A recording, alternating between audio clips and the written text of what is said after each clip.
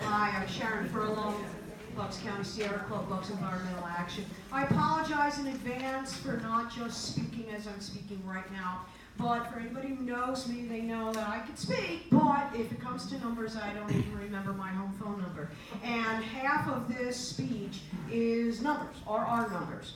So this is the argument about jobs in the environment, and I'm just going to read it because it's pretty self-explanatory. So, those of us fighting for clean air, clean water, and a decent way of life on a thriving planet have heard for years that clean ways of living and environmental protection is in direct opposition to the creation of jobs. The argument pits workers against conservationists, businesses against businesses, and people against people. Allow me to say here tonight, this argument is false, it is misleading, and it is an argument bought and paid for by ultra-rich people and their groups.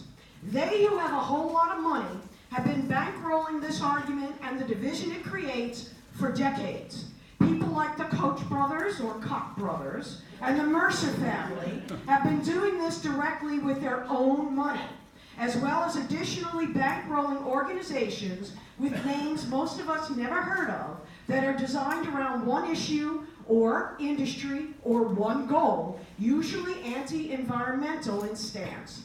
The Koch brothers alone, ready, first number, have spent over $100 million on at least 84 groups over the last 20 years. So this false argument of jobs versus the environment has had big money funding it all of this time. So let's get this straight. Wanting clean air or clean energy does not mean that there will be no jobs created or maintained. In fact, it is the exact opposite. Here are some statistics out of a report in 2016 by Jared Kaufman called, quote, "The Economic Value of Nature in and around the Delaware River and its watershed." It's not very creative, but it does tell you what it means. Ready? More numbers. 600,000 jobs are generated from a clean Delaware River. Jobs in the entire basin area that were from related businesses, which is beyond recreation itself, and including supportive industries, numbered over 3.5 million jobs.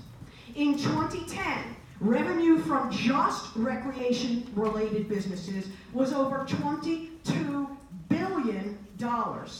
Wages paid to those 3.5 million workers in all the clean river-related industries was approximately, are you ready, $172 billion.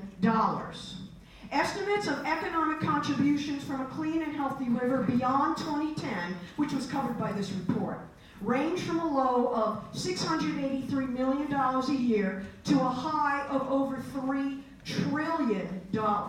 So now let's compare. Ready? How many jobs is ELCON supposed to generate? Ready? Let's give them a break.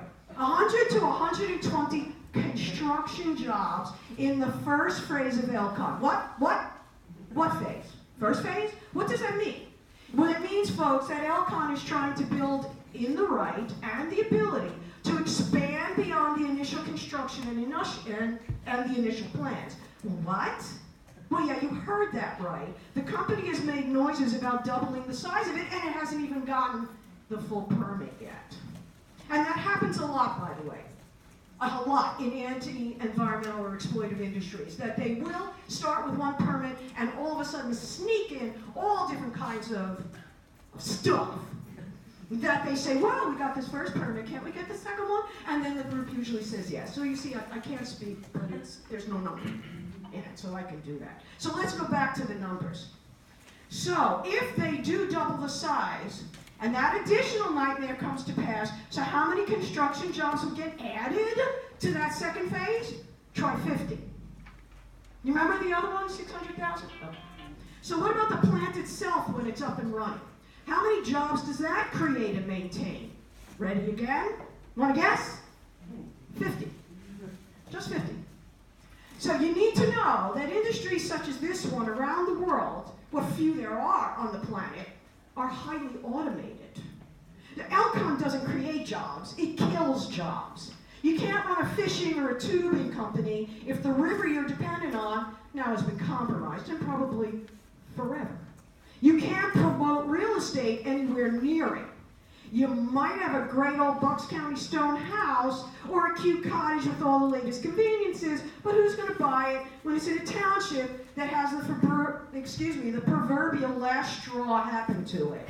Already has bad air, overcrowded township roads, hints of becoming another cancer alley because of a project Europe itself rejected because it's too darn dangerous. So the next time someone says we can't afford environmental protection or to keep ELCON out, tell them we are already living with these kinds of lies and we can barely breathe now.